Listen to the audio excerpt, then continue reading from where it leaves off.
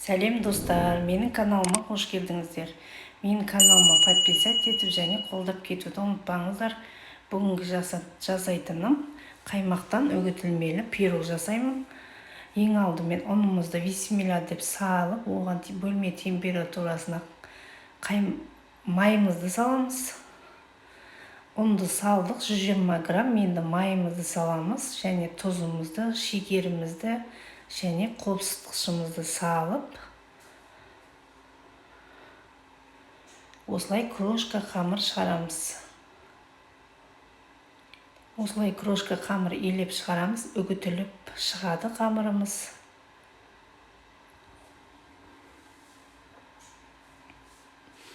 Осылай үгітілмелі қамырды шығарып алып, бұны бір шетке қойып қоямыз. Енді салмасына 20% қаймағымызды аламыз, 500 грамм. Осы пирогқа салатын қоспаның бәрі бөлме температурасында болу керек. Және 4 қасық құмшекерімізді саламыз. Чайный ложкамен 4 қасық құмшекер салдым және 4 жұмыртқамызды саламыз. Жұмыртқаны ағынан сарысын ажыратып саламыз. Сарысын салмасына саламыз. Ағын оны бөлек миксерлейміз. Осылай сары жұмыртқасын салдық. Енді тұз салдық және кукурузный крахмал саламыз. Жүгері крахмалын салып араластырамыз. Осылай араластырып аламыз. Начинкамды ұстап тұру үшін кукурузный крахмал салдық. Енді жаңағы жұмыртқаның ағын әбден миксерлейміз.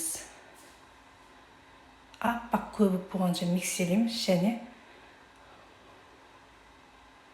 осылай миксерлеп шығады. Осылай енді салмамызға жайлап лопаткамызбен біртіндеп біртіндеп саламыз. Жұмыртқаның ағын жайлап саламыз. Осылай араластырамыз. Іртігі кету керек. Осылай араластырып.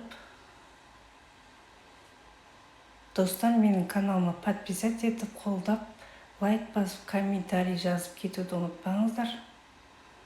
Және де осы рецептпен пирог жасап беріңіздер. Өте керемет пирог шығады. Осылай жай-жайдан бір-бірден ақуызымызды, жұмыртқаның ақуызын алып, салмамызға араластырамыз.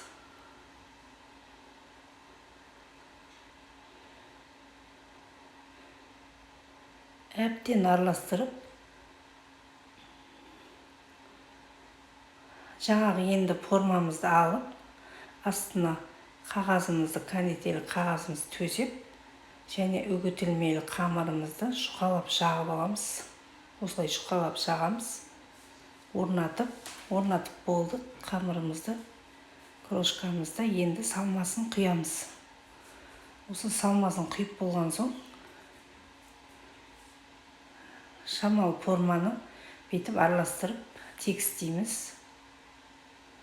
Тегістеп болған соң, жаңа қалған крошканы бетіне осылай себелеп шығамыз. Өте керемет, дәмді болып шығады. Пирог осылай жасап көріңіздер. Ерекше пирог, өзімнің рецебім. Осылай крошкамызды сеуіп алып, 170 градуста 50 минутқа пешімізге қоямыз. Және де пештің табасын әкеп, формамызды салып, пирогымызды құйып ішіне. Енді ыстық су құйып, 170 градуста 50 минутқа пешке қоямыз. Енді осылай шықты. Пирогымыз өте керемет дәмді шығады. Ас болсын.